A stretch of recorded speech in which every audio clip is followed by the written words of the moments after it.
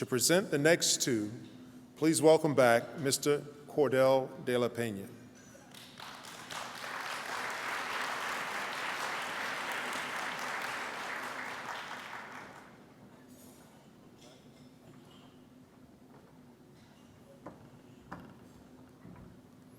I'm back. Before I announce the two upcoming winners, I need to tell you about the United States Space Force. On December 19th, on December 20th, 2019, the United States Space Force was established as the sixth service in a wartime environment.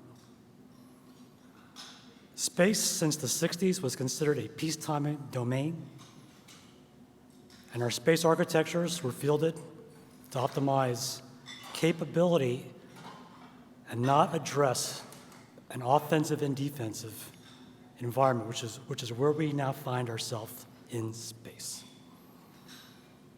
And the second point I'll share with you is these two fine officers who I'm about to introduce. I'm particularly proud of them because they both work for me.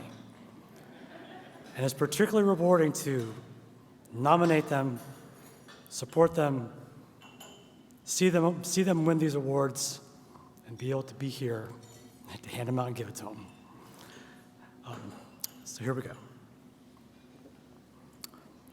The first goes to Major Ruben Ewiet. Ruben has displayed exemplary leadership in every organization he's been a member of, from testing F-15 B-1 aircraft to developing multi-billion-dollar platforms for both the warfighter and the commercial sector. Major Ewiet is currently a chief of two separate branches, each of which were previously led by a more senior officer, a testament to both his leadership aptitude and the trust his superior officers have in him. I told his wife earlier today, if there's a hard problem on the GPS user equipment programs, Ruben is the guy who does all the talking on those programs, right? We trust his judgment, his capability, and his ability to lead. As the chief of the military GPS user equipment engineering branch, he leads a 32-person team responsible for the test and evaluation of two GPS modernization programs valued at $3 billion. As chief of the security certification branch, he leads a 53-member team in the assessment of cryptographic security designs for hardware and software deployed across 23 DoD programs.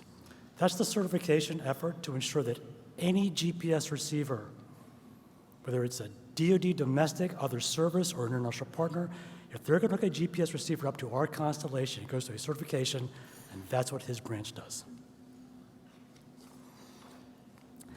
A native Mayan Indian born in Merida, Yucatan, to a single mother with little more than a sixth grade education, Ruben moved to the United States and earned his commission to the United States Air Force Academy, graduating in 2008 with a degree in astronautical engineering.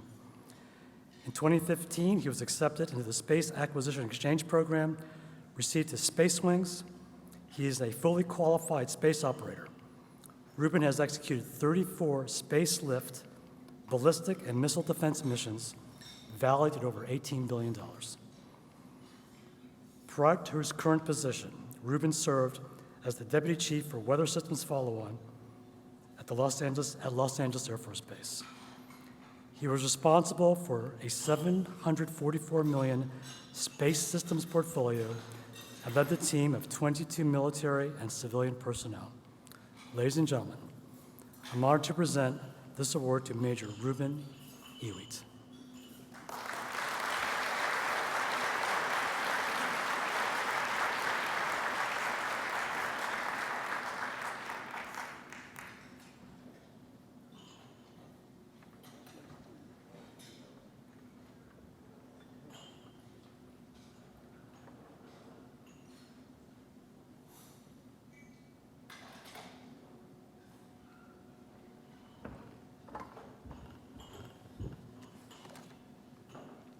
All right. So thank you, Great Minds in STEM, for highlighting our STEM heroes and bestowing me the opportunity to be here and share my story with everyone. I was raised in a low-income, broken household, and I quickly learned that education was vital in breaking that cycle. STEM reinforced my passion for space exploration. It gave me a sense of self and provided me the necessary tools to excel as a U.S. Space Force officer. Today, I challenge you to be a role model, to be part of a mentorship program, and to be a STEM advocate for your community. Our nation, our freedom, depends on great minds like you. Thank you.